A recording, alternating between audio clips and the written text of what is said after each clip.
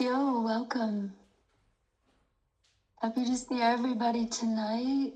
We're walking in the full moonlight with our Earthstock Wisdom Council members, and we're going to share our walk in these times so that when anybody else gets surprised by a hurricane like I did here in Asheville, North Carolina, there's something to reflect on from someone else's verb-based direct experience sharing.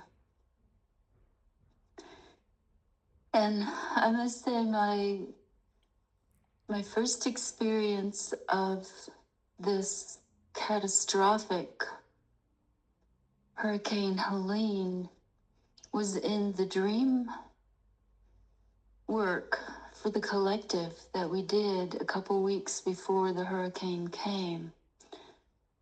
I actually received a dream that showed a tremendous challenge and took it into our group and worked with it and recognized it when it came to my home and took out everything. I was one of the fortunate ones that the trees didn't land on my house or my car, but they are so close. It's incredible. It did take out all the electricity and the water and all communications. It was 4 days before the rescue people could even walk into this area, and a lot of my neighbors got airlifted by helicopter.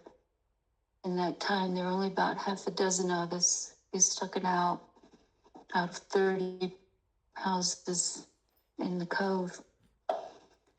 And it's still very challenging, and I'm going to actually try to do a workshop to get into the details of my daily walk that became so critical when I had a limited amount of water and a limited amount of daylight, and I was in almost solitary confinement in terms of communications. Fortunately, there were a few neighbors able to walk through the trees and keep checking on the people closest to them, and we were just yelling. The only way we had was stand outside and yell. We'd come to the windows. But that was mostly information. That was, how are you doing? What do you need? What can we do?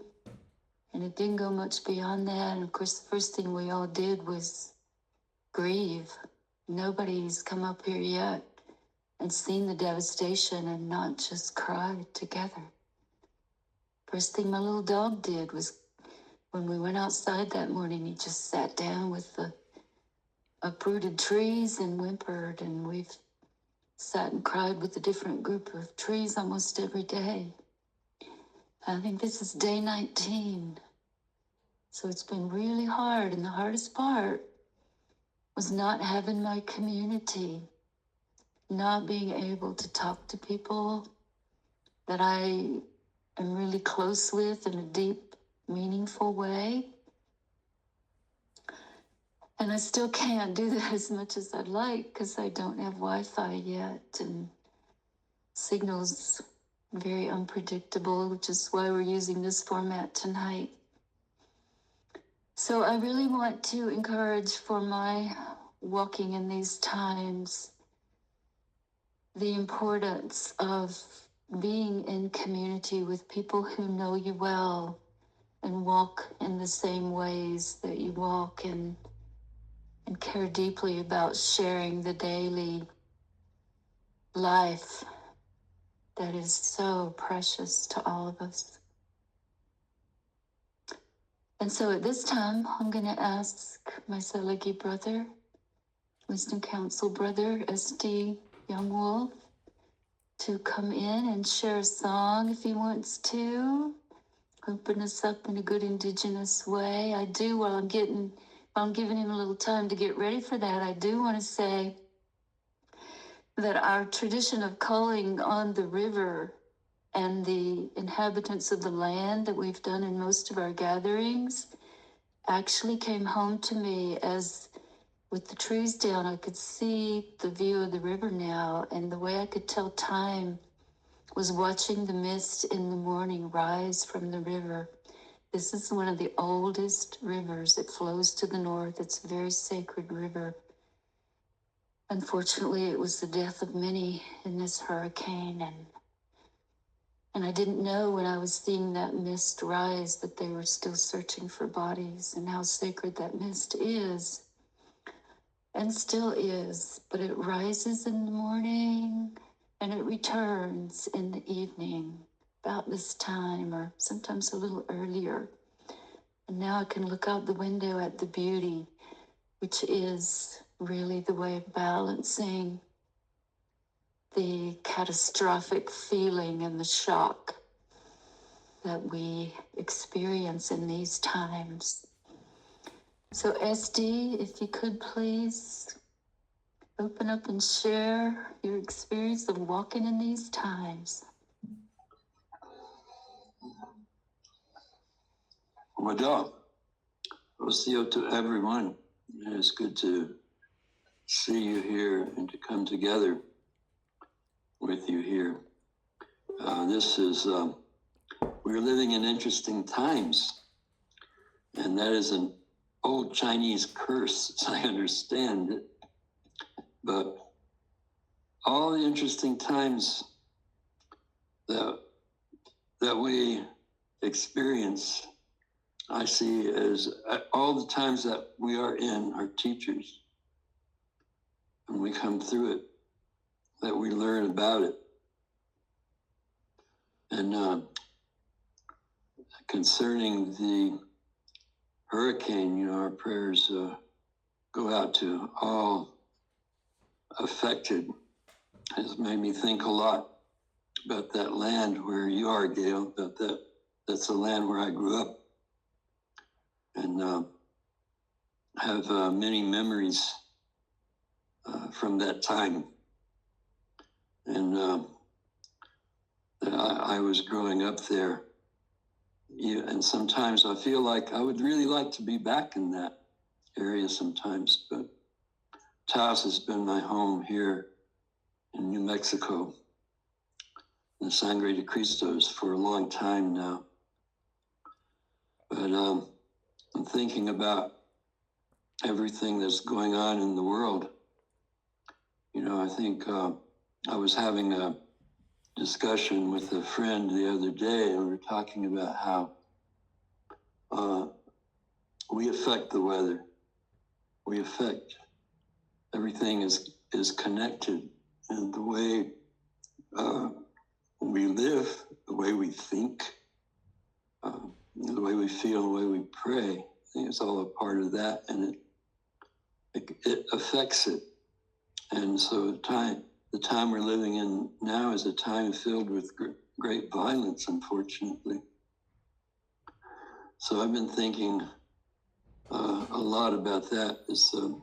Why can't human beings live in harmony with one another?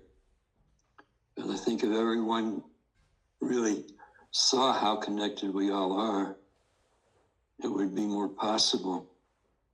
But what I've been thinking about lately is identity, about how identity is the root of violence.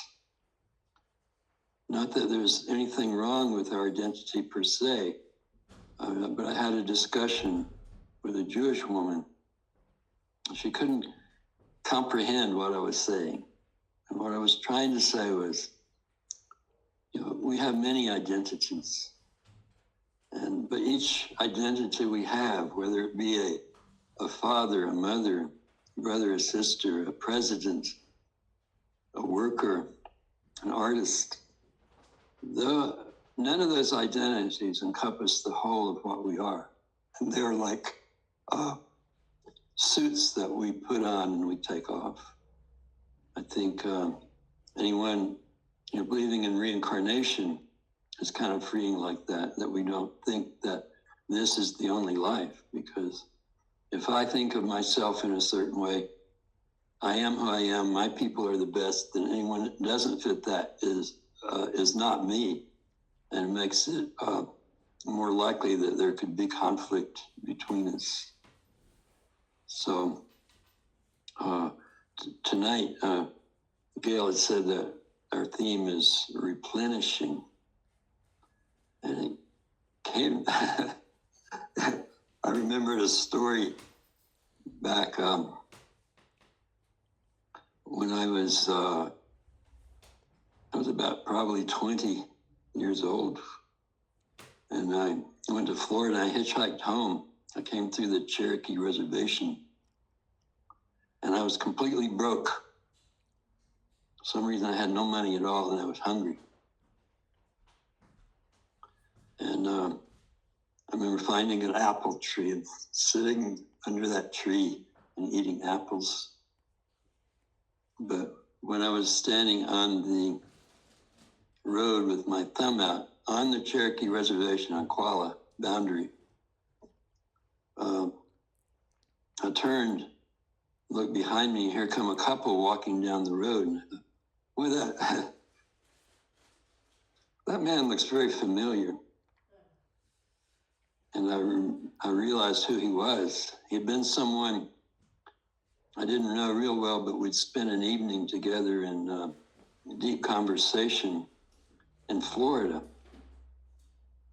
And when we parted, the last words he said to me was, I know we will meet again because we're on the same wavelength. And he got closer, I realized, yes, that's him. And when he got up to us, he said, hey, good to see you. Come with us. We're going to buy you a meal. So that happened in the land of my people. I thought it was really very cool. But I'm going to sing a song. It's getting a bit chilly here now in Taos, and so I'm going to sing the bear song. And by the way, I haven't played this drum in a while, and it was kind of asking me to today for some time, because this drum I made it 30 years ago, and it's been around the world many times.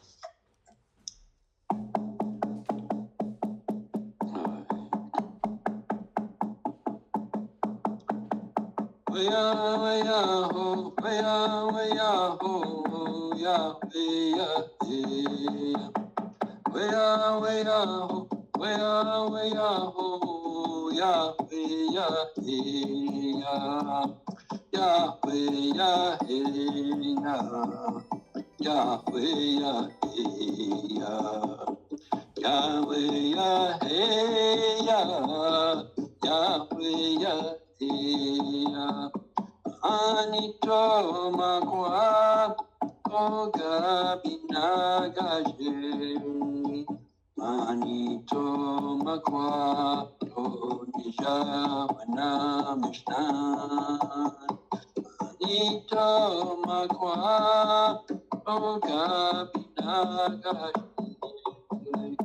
Anito makwa onija manamishnan. Waya waya ho, waya waya ho, ya waya ya.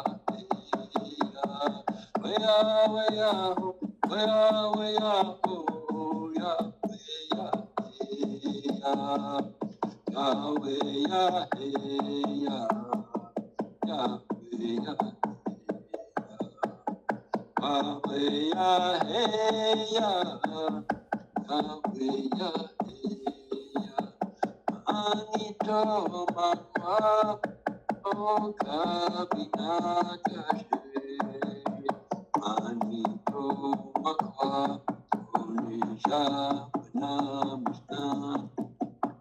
Anito makwa oga binagaje. Anito makwa onija manamishnan. Waya waya ho,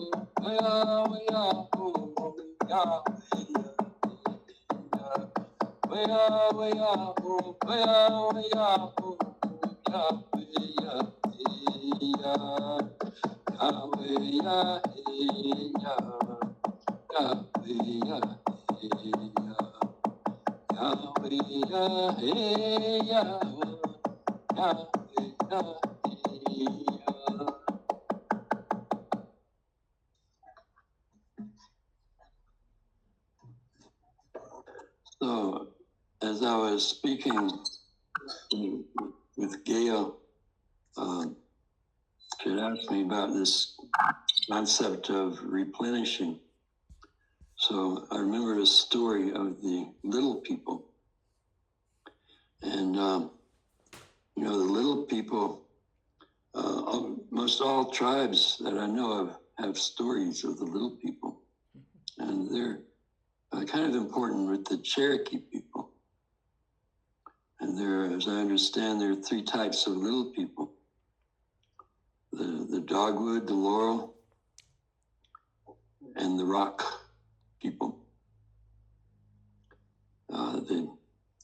The dogwood people are very helpful, and they will help people.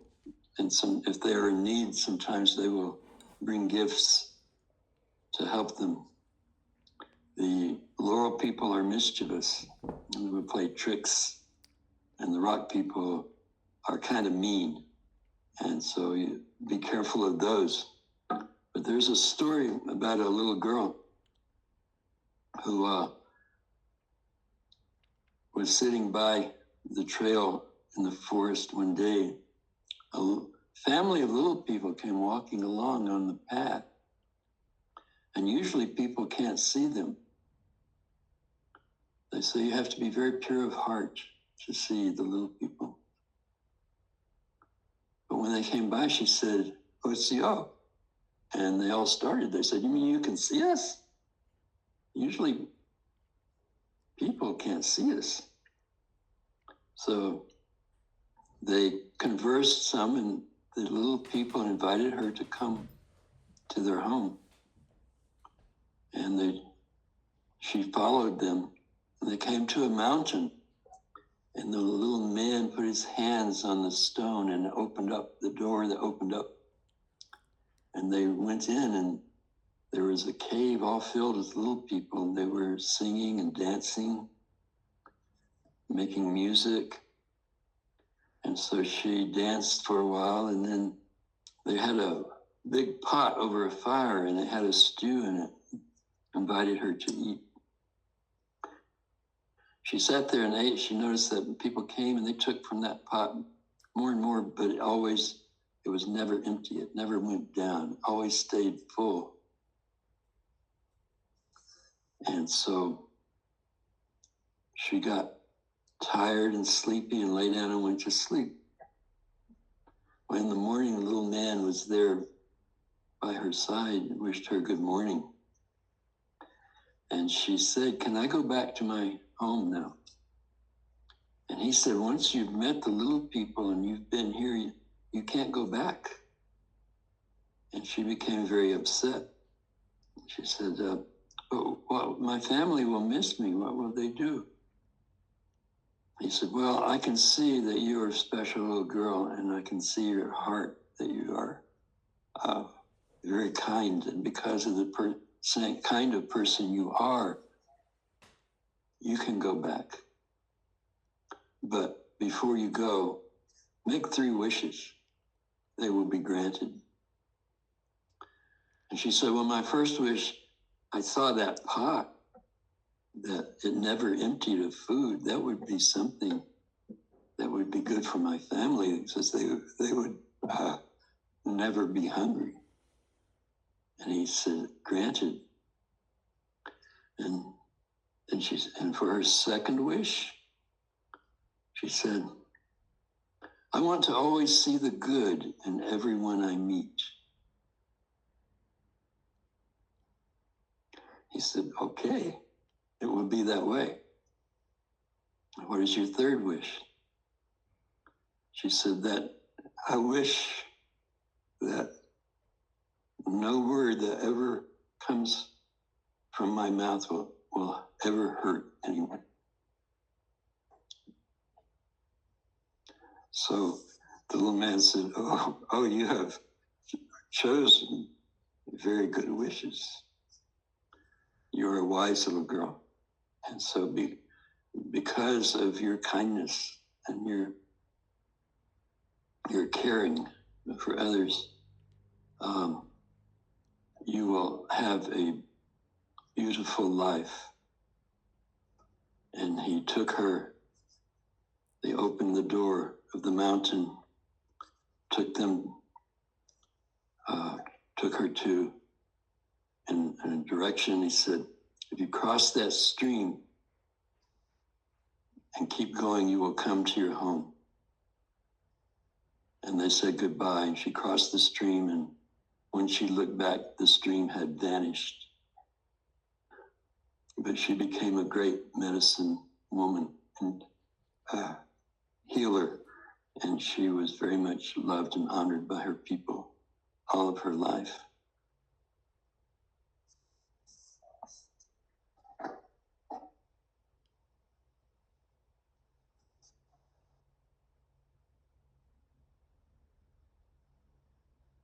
So that's my story about replenishment. I think the other thing that I thought about replenishment is Frank Foolscrow, who's a great medicine man of the Lakota. I remember Frank Foolscrow. I never met him in person, but I remember the occupation of Wounded Knee, his coming on TV and telling the government they need to leave. But he was a great healer, and he said, he was asked what the source of his power was. And he said, to do what I do, I need to be a hollow bone. So he would be empty of everything. Then the spirit would fill his emptiness and with great healing power. So I guess that's all I have to say. Ski. Sio. Wado, thank you so much, SD. I love the stories of the little people and saying goodbye to the bears. Soon we'll be going up. We're wondering if they're going to go up a little early this year with all the chaos and devastation. We're watching them and happy that you sing to them and that you share these beautiful stories with us. So thank you so much. And I'd like to invite Patricia in Brazil to come in at this time and share her walk in the moonlight with us. Thank you so much. And what you brought, SD, the stories are very, very touching. Well, what's going on and how I see things right now are it's very challenging because I'm right here at this particular moment. I'm all by myself, nobody in miles around, only the little the sound of the insects and the birds and the creek and that. And sometimes I think maybe you're crazy that you're living all by yourself at this particular moment. But what do I see? I've been watching around here in Brazil the extremities of climate, water flooding the south, and fires in the Amazon and all over. So that's the water and the fire elements that are extremely intense here. And I see that within the people also. We've had elections and this last weekend. And amazingly, unfortunately, I don't like to take sides either left or right, but I'm more on the left side, but I don't like to take sides. And here, the right side, the right wing started to win again. and started to show up again. And you know, and it's really not a good news because the forests and all that's happening in the Amazon comes from agreements with the how do you call people that farm, the agriculture and the cutting trees and all that. Oh, it's really terrible. And and even here in Bahia, which the left side had a good expression, it lost a lot of its space. So it's a big question mark of what's on its road for 2025. Close by, we had a fire that was, people put fire on purpose, you know, and it spread out, and we could see the flames over, but the brigadistas, and people that put out fires, that fortunately they came quick enough to put off the fire.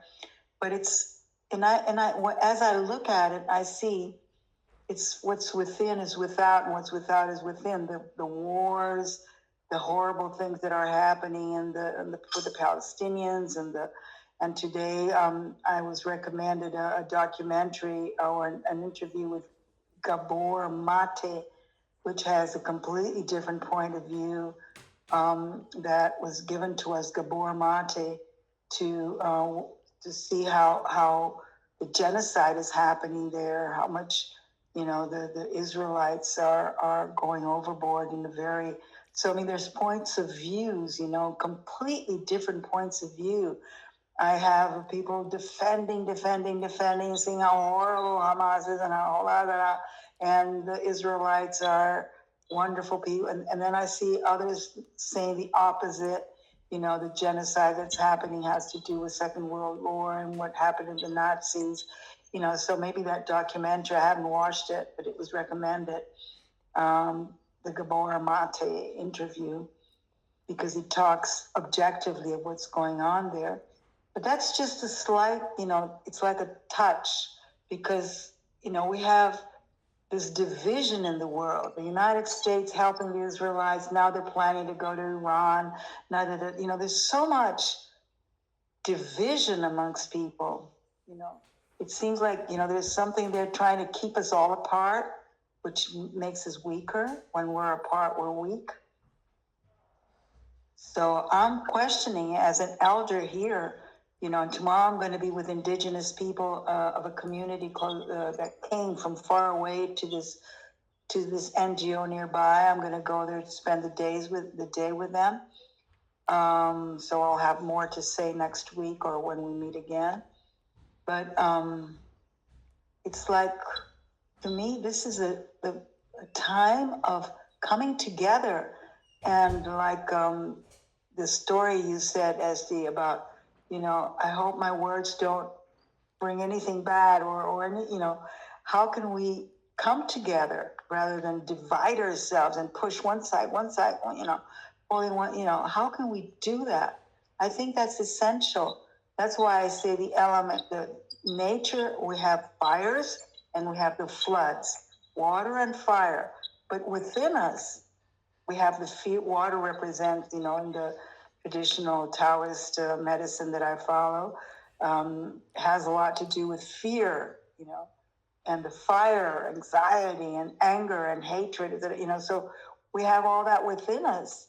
So this is a time of looking within and seeing how we can really, truthfully stop talking and really put our hands on, you know, really put our, you know, what can we do, even if it's a small little seed, but stop this, you know, pointing fingers and and really put our hands on. I think it's crucial. It's very scary what's happening in the Amazon. There's going to be next year the COP there. But I was in one of the COPs in 2015, and, you know, lots of talk, and little, really, you know, people talk a lot, but when it comes to, you know, defending their own little story, they'll do it, and that's it. You know, so the story you brought about the little people, you know, is very important. So I'll be tomorrow with all this group of indigenous all day.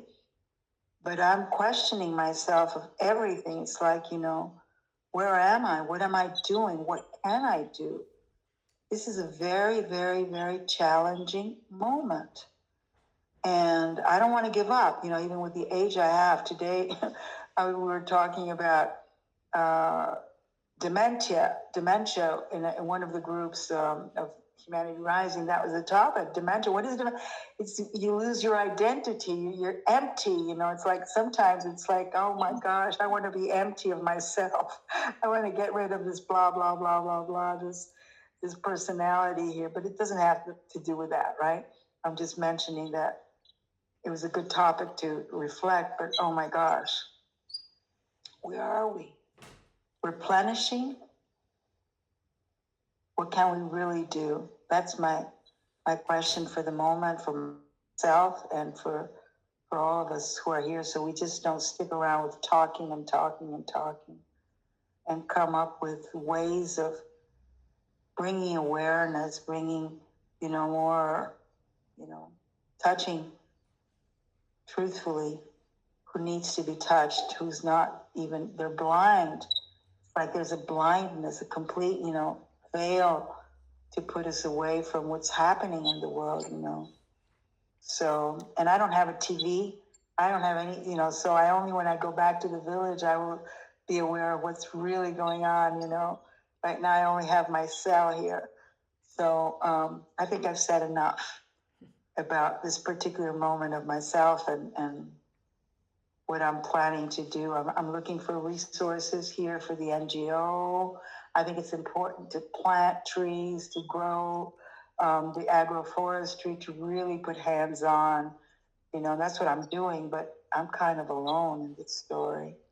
So let's see what happens. I trust something magic will happen. So that's it.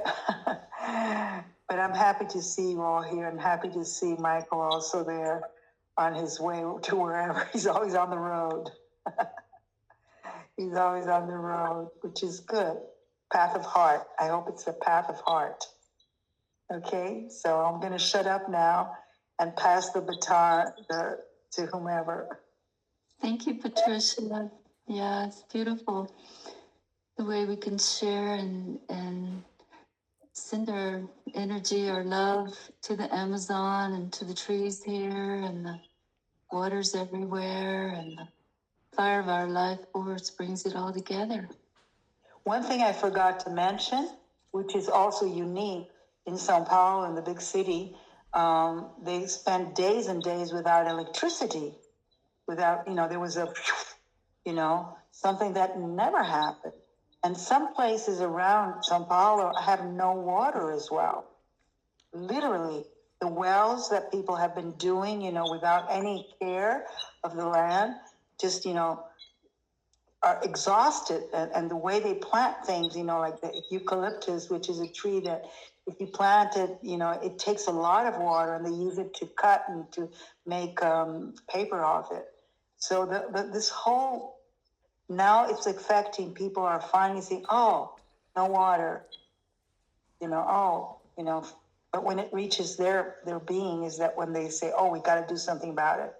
But this is an important moment, to bring awareness. So I'm going to Sao Paulo in a couple of days to see my kids who are asking me to go there. So I'll have more to say also next week. Okay. That's great. Thank you, Patricia. We look forward to our next Walk in the Moonlight with you in a couple of weeks. And at this time, I'd love to invite Becky BigCanoe coming back to the East Coast. Becky, can you share your Walk in the Moonlight with us now?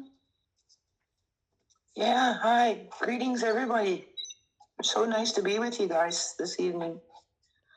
Wow, I'm really listening and really enjoying what I'm, just the deep listening, and helps me reflect on some things for myself here where I am. I'm on an island in a little lake to the east of the Great Lakes. This is all Anishinaabe land, and it was really great to hear SD sing that Manado Makwa song, because that's the song in the language of my people for the bear.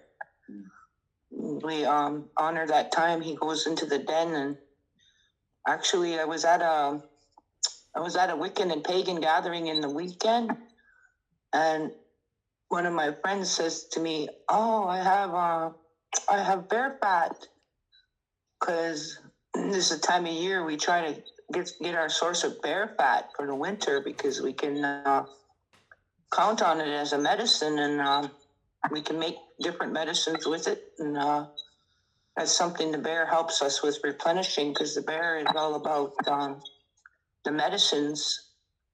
And so thinking about that, I just put a pot of water on the stove and boiled it up, and it has cedar and bear root and we call it, or sweet flag, just to put that nice, beautiful medicine in the air for the, we're in the house now. I'm gonna get ready. We're getting the wood stove ready to fire it up in the next little while, so that we'll be warm. And appreciate that wood. And man, I got a friend here finally to keep me company, and he's so wonderful.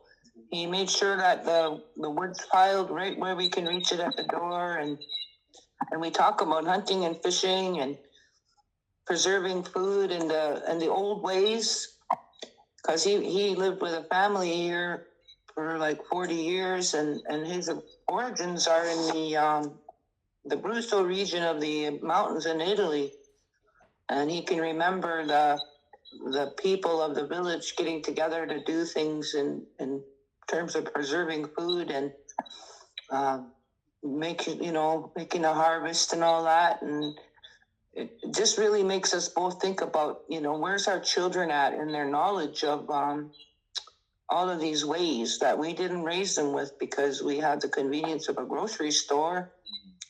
And I was in town last week, and a power outage hit our town, and I went from one grocery store to the other. We only have two, but here they had the staff out front waving people away, saying, "No, you can't come in because there's no power." I was like, what if somebody has cash? No, sorry, we can't process anything, so you can't come in. And it really struck me, like, there's going to come a day when that's for real, and it isn't going to go away. It will be the way things are. So we think about that, and like, we can be prepared. I was talking to my friend here about teaching our children how to use rudimentary hand tools, and like snares and bow and arrow and things that we used to use with ease in order to feed ourselves. And so we think about things like that, and as the winter season comes, and we can soon maybe get out on the ice when the ice comes, and go fishing through the ice. That's been a long time tradition here at Georgina Island, and almost every family has fisher people they send out. And actually, Georgina Island is well known for its high amount of excellent fisher women. They go out in the cold and in the deep water, and they fish, which is amazing. But yeah, I was thinking about these things, and how to be ready, and how to help people when they're really suddenly confronted with things they never thought about, and how they're going to handle it when they're going to be in distress or meltdown or whatever. Yeah, so I was saying to my friend, it would be nice if we could, our church has been dormant since our United Church minister retired. But I remember back in the 70s in Morley, Alberta, the people of the Blackfoot, the Anishinaabe, the Nehiyaw, people from BC, all those tribes up along the coast, the Mi'kmaq from the East Coast, they all went to Morley, Alberta, and they had what they call ecumenical conference. And they all talked about their experiences in the last 100 years and what has happened to the people and how to bring forth a spirituality that we can all adopt and come together with. And I believe out of that has come the sweat lodge and its wide usage throughout Turtle Island, because at one time only some tribes used the sweat lodge. And then the powwow drums began to sound across the land after that. And nowadays, powwows are great gatherings of many families coming together and singing and dancing. And when I heard SD mention the singing and dancing that the little people were doing, my friend and I were reflecting on that today too, about how when we do that singing and dancing, we bring in the spirits who have joy, and they want to bring us peace and stability, because they represent the earth that loves us and doesn't want us to be suffering. And we have to remember that side of the relationship that that we are a part of. Like, we're spending a lot of time blaming ourselves for how things are, and trying to avoid the suffering, but getting in the suffering anyway, because we forgot to sing and dance and be gratitude for our mother, what she gives us. And to remember that our mother lives within a neighborhood, a family. I call it the cosmos, but it's the relationship of a mother to her source, which is the sun. And it's changes it's going through, and then all the other planets in the system all are changing. And so we're going upwards. We're going up into a new state, a new relationship amongst ourselves. Even the moon, we will be seeing changes there too. And so we have to allow for that, but we have to step back into the side of the relationship where we're close to the bosom of mother and accepting her love, because she's having a hard time right now. And it doesn't help. It doesn't make her happy that the humans are suffering, but she knows that they have to if they don't hold close to her.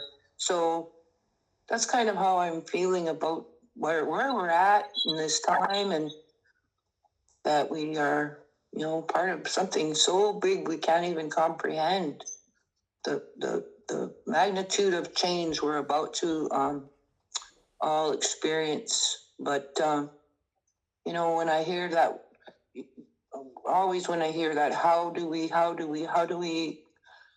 handle all this in a good way? And I think about the kinship way, and it's a way of giving us brotherhood and sisterhood throughout lines that go all around the planet, that weave us together in a coherent manner that can help all of us. If we could grasp on to that notion of brotherhood and sisterhood, that that gives us that obligation as a family member to help one another, and it gives us an organizational line that we can hold on to and exploit, in a sense, to help us with that stability we're going to need really, really badly in the near future. So I want to offer that, and also thank you all, and send out a special big hug to Gail, that you keep on keeping on over there. We need you and love you and miss you. So hang in there, okay?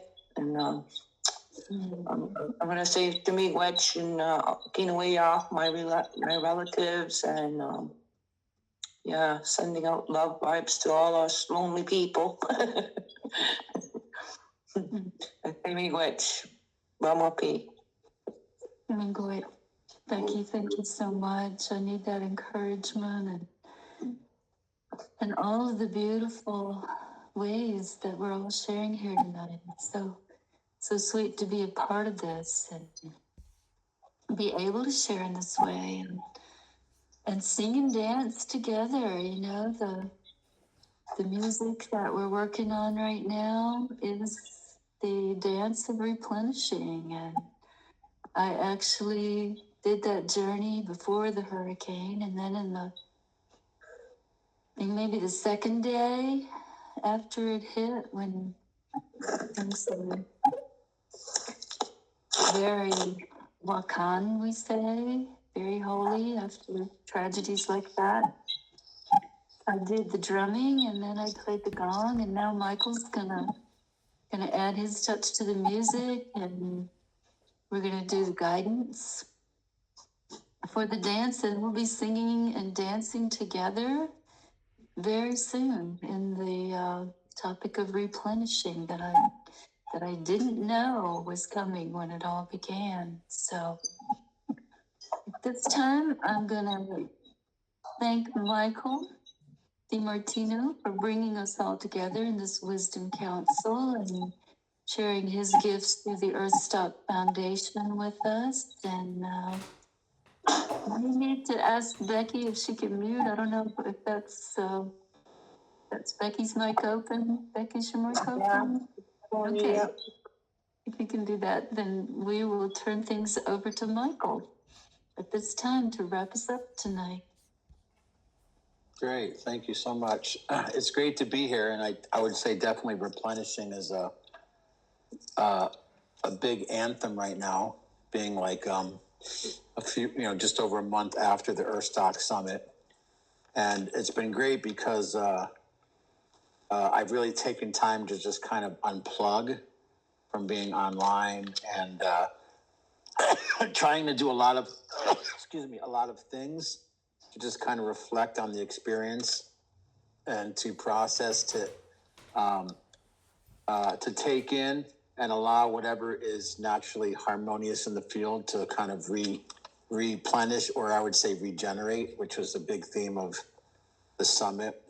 It's shockingly astonishing to me that there was a huge demographic, I think, of people who just kind of missed the mission and the theme that I tried to clearly state as a mission without being too overly specific, but in this time of replenishment and reflection, just feeling like, okay, what is the work that I'm really being asked to do by spirit, and what is the most harmonious points that of connection with specific people related to that work, because I'm also to the point in my life, I spend a lot of time in solitude in Colorado and with my partner Gergana.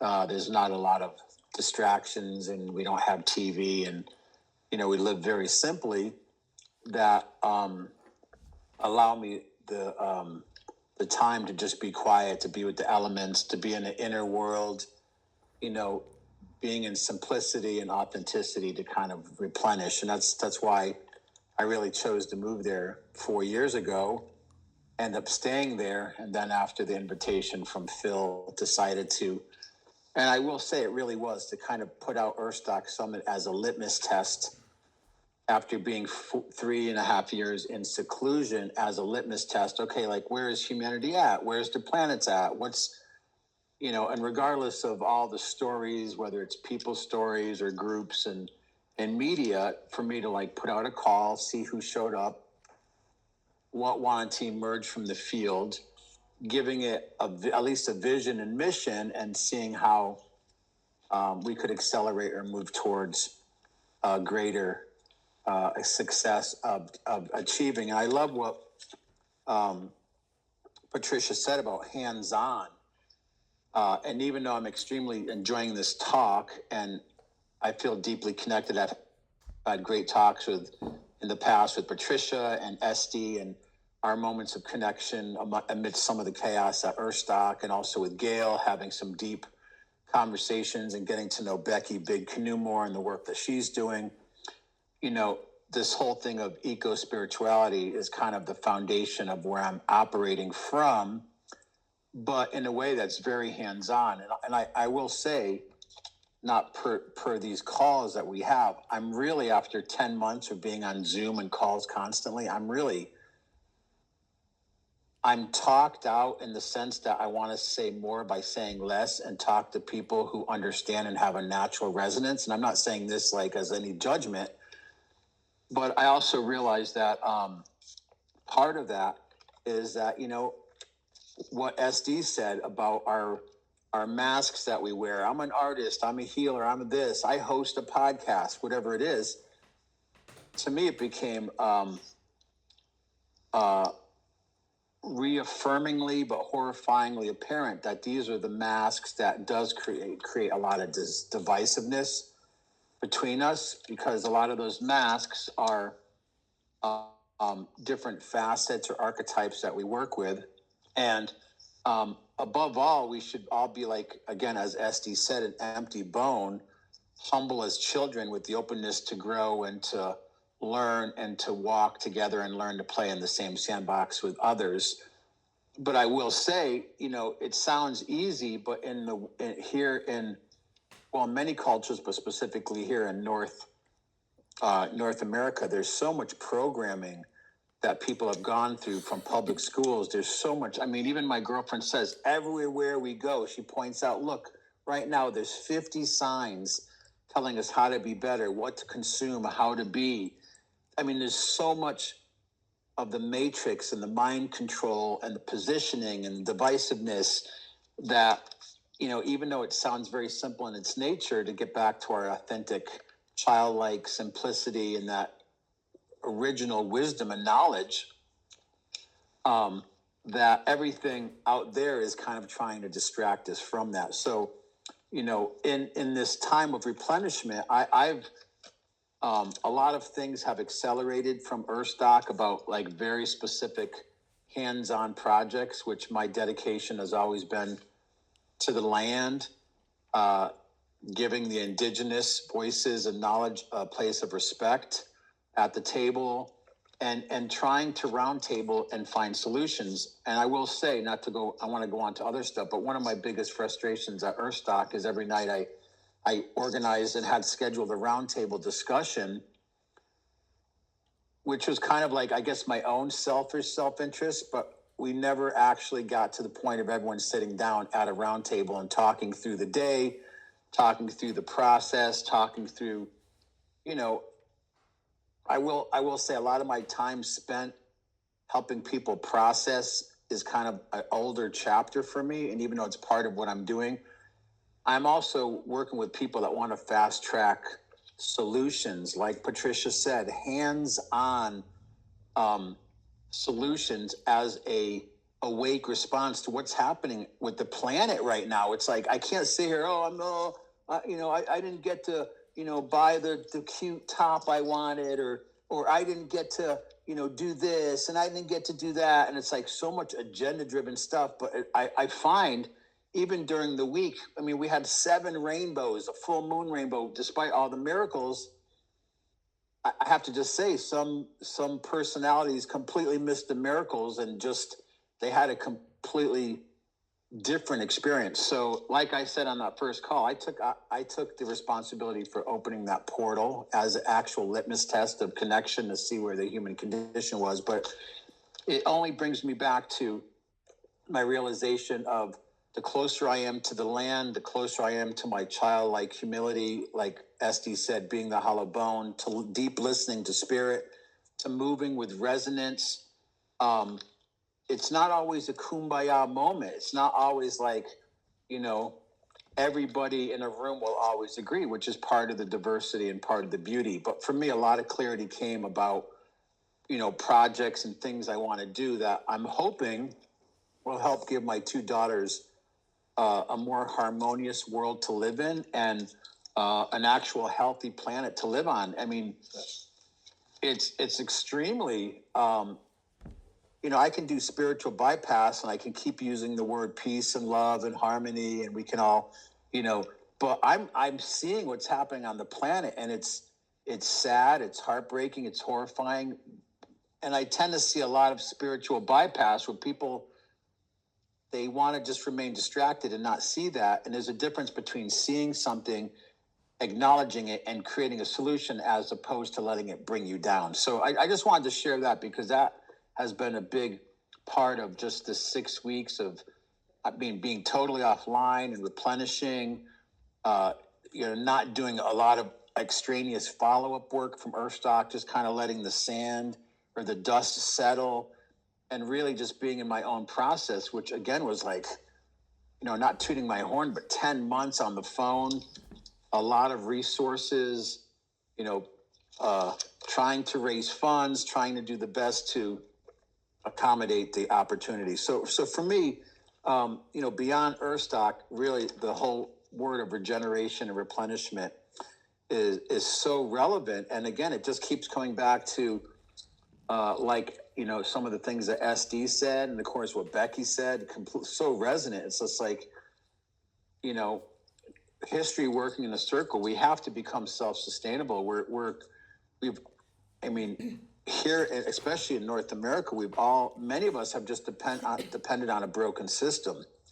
And, even some of the traditional wisdom that's been corrupted or has been lost, it's like, it's so sad and painful, but I want to use that energy as fuel to inspire me to do better and to actually bring solutions. I don't want to get drowned in the quicksand of that. But, when, I talk with a lot of people, and even in California, when people just want to talk about themselves and their own hardships and their issues, and they're so absorbed with their own self and process, like they almost don't even see anything outside of that. So again, with no judgment, I'm trying to be in my process of my sovereign journey, but also whoa, this is what time it is. I mean, in California, we went up to Mount Shasta and they just finally put out the park fire. 1.2 million acres had burned. But, no one was thinking about it or talking about it. So again, the solutions about regenerative forestry. So for me, replenishment comes with distilling down my own spiritual process of being inspired to continue to do the work that needs to be done. And, some of the things I wanted to just mention real quick, part of it is, and I had some discussions with SD. I'm an interfaith minister. I've practiced and participated in a lot of religious communities, spiritual communities. But even in spiritual communities, there could be a lot of bypass or hierarchy, like who's the best guru, who's the biggest chief, who's the greatest medicine person. Oh, the Hindus have the most ancient religion, but yet they have the caste system. I mean, there's so much from the past that is still germinating this mythology of separation and division. And again, I say this without judgment, but it's the more I sit in my quiet reflection of the simplicity of nature, the more I can see almost instantaneously, oh, this is creating separation. This is creating hierarchy. This is creating more judgment. This is creating more elitism. I mean, I'm not even going to graze upon the political thing in the States right now. It's just wow. But a couple of things I just wanted to touch on. I really love, one of the things I really love about, I call it pearls of truth with Buddhism, is the idea of emptiness. If we get out of our perception of ourselves, and we get out of our way and all of our feelings and all the human stuff that is important to our experience, but if we can kind of become emptier, that hollow bone, for me, that's when I can actually feel something that's real beyond my own experience. And it helps to kind of keep me, whether we call it the red road or keep on track or whatever it is, it helps me feel okay, I'm evolving, I'm moving forward. I'm not just, in quicksand, floundering. But, it's just, I have to say, just looking at the world right now, I just did this whole travel all throughout California, and the level of the lack of compassion, the level of divisiveness, this political, even religious infatuation, it's alarming. It's and here I am, I'm very positive, right? Everything is getting better, but it's I feel like I'm getting better, and my connections with people like all of you is getting stronger, and having these conversations, these discourses feel very potent and reflective, but it's also you know, can we actually really inspire the world to be in this compassionate place of understanding, or at least seeing the interconnection of humanity and the planet and the elements and animals? Or do we just start building like our self-sustainable bunkers and say, good luck, humanity? Like, you know, everyone has chose their, I mean, this is what the Hopi said, you're a one heart or you're a two heart. You're a one heart, you chose your path, you're walking your talk, or you're a two heart, like, yes, all this, but this. So, you know, for me, part of this whole replenishment is just getting more aligned and clear in myself. You know, I will say, you know, the divisiveness and even some of the attacks and people kind of missing some of the miracles at Earthstock. I'm not saying it was perfect, but we threw a lot of paint at the canvas. It was really painful for me to come under so much attack and blame by, I would say, a very small demographic, because I had other people I talked to that some had literally physical healings, spiritual awakenings, miraculous things happening. So for me, taking responsibility for that, all I can say is I take responsibility for the consciousness I walk in the world, what I project, how I show up.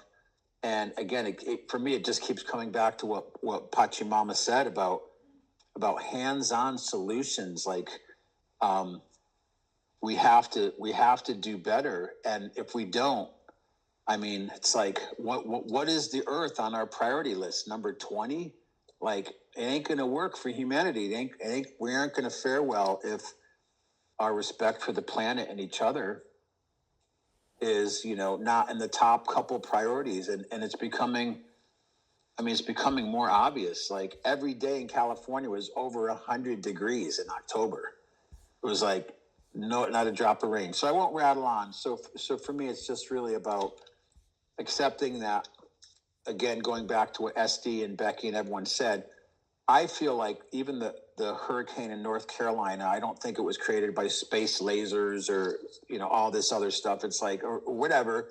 But the reality of nature responding to our belligerence and our lack of compassion and collaboration is real. And that's what's purifying.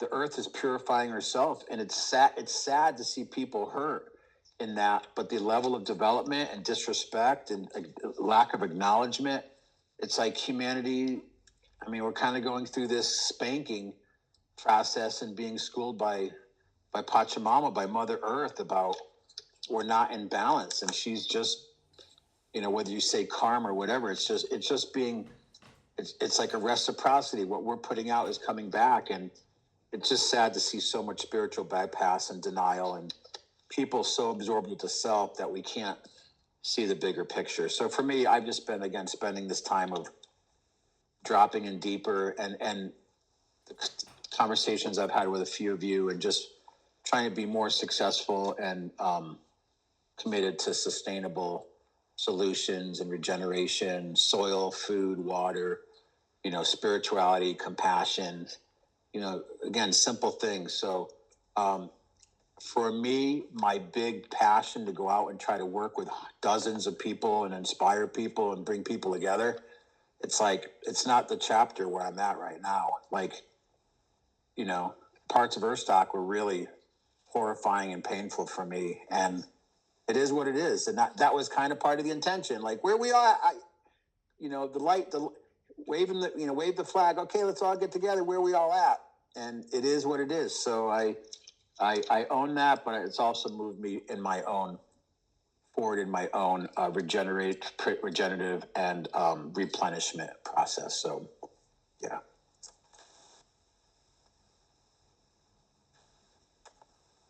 Thank you, Michael. Thank you all. And Becky, did you want to say something before we sing our gratitude? Yeah, I do. I do want to say one thing I meant to say earlier, but this is Michael's, you know, talk from your heart, Michael. Thank you.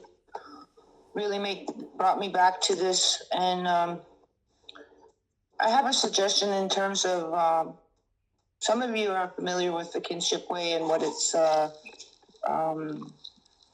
actually trying to promote. But what it needs is a very strong basis in our wisdom, in our learning experience and everything. And, given that we are all very aware of what we're challenged by, we've named many, many things here. I would like to suggest that when you're thinking about how, that one of the main things that we need to do first is develop the principles that we believe would work to overcome those challenges and bring us back together as a human family.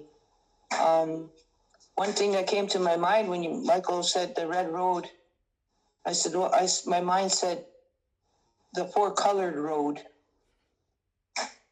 so that it acknowledges all four of our colors that we use to represent the many faces of man, so that we're not just acknowledging only one of the four colors, but the four-colored road is something new that we could say, well, we could build principles around that, or we could take our experience in any of the fields that we all have to engage in, such as education, health, commerce of some sort, food production, anything that, is part of our society life and our sustainment, and start to think of the principles that if we adhere to these, we will be able to grab the rudder and start to steer the ship right. So I would ask that, in our future gathering, we have thought about these things. I mean, we have examples in the what we call the 7 grandfather teachings. They're known a lot of different ways, but they are principles that we should be teaching our children and then practicing and modeling for them every day. So what I'm saying is, if we're asking the question of how, well, let's spend a little time thinking of how we can provide a basis for a kinship way that includes all of humanity, either a multicolored road or a four-colored road that we can walk on together, hand in hand, brother, sister, family, related. And so, that's a task we could put our mind to between now and the next time, whatever that might be. So I just wanted to say that and express my love for you all. Miigwech. Miigwech, Becky. I thought of your kinship mate many, many times in those 4 days when there was no contact with the outside world. I thought, if we had that in place, people around me who live close would know what I need. They would know how to contact me. They would know everything, just like we can establish a relationship with those that we're closest to, I would have felt that preparation, that practice, that walking together. And I'm so grateful to all of you for being here in this way, sharing from your heart and going deep and looking at direct experience and just being in close relationship, meaningful, balanced relationship of sharing. So I'm so grateful. And Gail, can I share something too? Sure. So I like the resonance of what's being said, because when we first made the decision to do the summit, it was like, okay, well, a wisdom council, a grandmother's council, and again, the replenishment, the regeneration, like what seeds will come forth out of throwing all of this potentiality up on the canvas will come out of it. So I'm, inspired to hear this because, I'm not attached. I did the event with really no attachment to a specific result, although I was very optimistic. But the point being, I think, out of this, especially right now, the full moon, the hunter's moon. I mean, we could say this anytime, the the comet, what's happening with the planet, what's happening with war on all fronts, the idea of like formulating a true collective council of people. And I have to say, it's not like just someone just appears. I mean, I'm very big on discernment, I guess.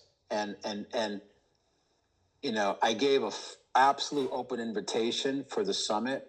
But for me, it's like the idea of some level of discernment and clear vision and resonance of core people is very important to me, because I'm at the point where I'd almost rather be in quiet simplicity and working with the land and some of these projects than trying to pour more and more time, especially after 10 months of like literally tens of thousands of hours, finding a group that's really resonant and kind of envisioning and co-creating, collaborating together. So I just wanted to put that out because, that's kind of where I'm inspired and I like to work from too, but and also in a group that wants to focus on how to implement solutions and good things. I'm not going to sit here and say, so-and-so, triggered me by this word. Like, I don't want to get so bogged down in the constant transpersonal human stuff that we're not seeing the big picture. That feels very important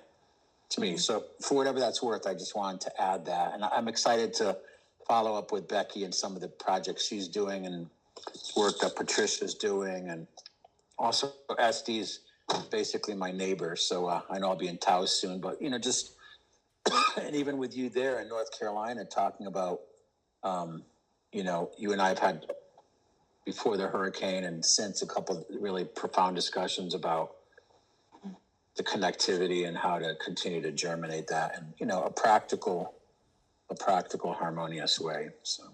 Mm-hmm. Yeah, so much love and gratitude to each one of you and all of you, and to Pamela for sharing and teching for us and making all this possible. Share in this way. Now I just want to sing my gratitude with the song that came from the spring that gave me water when I was without it for 15 days. Gave me a bath when I won't even try to tell you how much I needed and wanted to go down to that spring, even though it was freezing cold, to go down there and get clean and get washed in the new moon. And so join me in the song however you will, and let's just send our gratitude to the water and to each other and to all that we can do together and all that we are doing together. So much love and gratitude to all of you. Dunkashalare, unshinmalaye, mitak yeo. Onshin Maka Mani Ochone Ilmaya Ye Ancestors, grandmothers, please share compassion on my relations. Grandmother, water is life. We are grateful. Dunkashalai, Unshimalai, Mitagyo, Unshimaka, Mani Uchone, Pilmayae.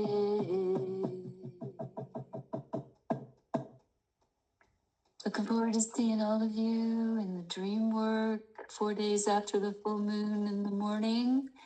Monday evening, we'll gather probably this way again and talk about our dreams for the collective that take place in public places. So everyone is welcome to join for that. And then pretty soon we'll be doing this replenishing dance and singing and dancing together, just like the little people, and replenishing our food as we feed each other in these beautiful heart-to-heart ways. So, Donadoka, until again. Much love to all of you. Yeah, hugs.